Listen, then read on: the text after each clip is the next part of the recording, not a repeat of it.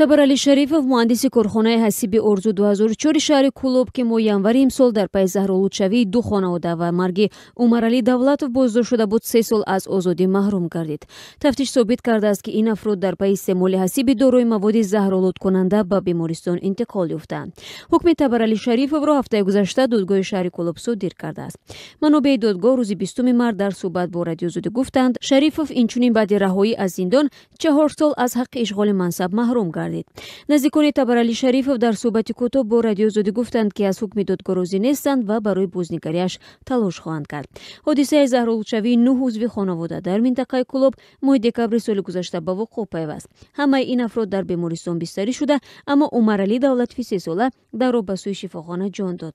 Хушвақт Машрабзода, дузитони минтақаи Кӯлоб, моҳи январ гуфта буд, нисбат ба корхонаи орзу 2004 низ бо иттиҳоми истеҳсоли маводе, ки ба талаботи бехатарӣ ҷавобгӯ нест ва аз беэҳтиётӣ боиси ба марги инсон шуданд, парвандаи ҷиноӣ боз кардаанд. Машрабзода дар идома гуфт, ташхис муайян кард, ки дар таркиби ҳасиб моддаҳои кимиёвии заҳролудкунанда вуҷуд дошт.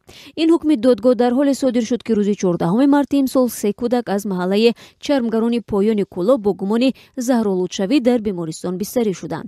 Наздикони ин атфол гуфтанд, ки ҳодиса гӯё баъди истеъмоли ҳасиб рух додааст. Солҳои ахир сокинон аз маҳсулоти гӯштии сифаташон паст дар бозорҳои Тоҷикистон шикоят доранд. охири соли 2017 раиси ҷумҳур Эмомалӣ Раҳмон низ мақомотро барои роҳ додани гӯшти мурғи пассифат аз хориҷа сарзаниш кард. дар пайи интихоби раиси ҷумҳур, 3 мақоми баландпоя, раиси идораи Тоҷик Стандарт, муовини вазири тандурустӣ оид ба беҳдошт ва раёсати бойтории вазорати кишоварзӣ аз вазифаашон сабукдӯш гардиданд. баъди интиқод, хадамоти санитариву эпидемиологӣ танҳо дар як ҳафта аз 1 то 8 декабр дар кишвар 27 тонна гӯшт, аз ҷумла 14 тонна гӯшти мурғ, 860 кило гӯшти гов ва 970 кило гӯшти қимаи муҳлати истифодаашон гузаштаро мусодира намудааст.